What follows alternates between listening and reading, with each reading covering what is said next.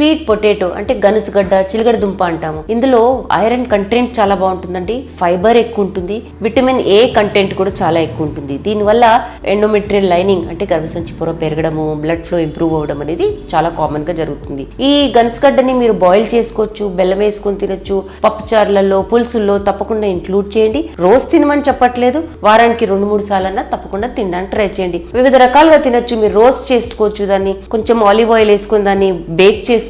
ఇలా మీరు ఇంక్లూడ్ చేయగలిగితే చిలకడ దుంప మీ డైట్ లో చాలా మంచిది.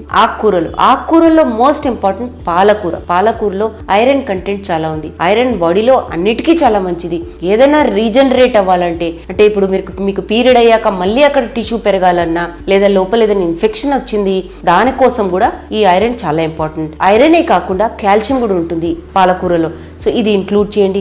పాలకూరని మీరు ఖచ్చితంగా రోజు ఏదో విధంగా కాస్తైనా ఇంక్లూడ్ చేయండి.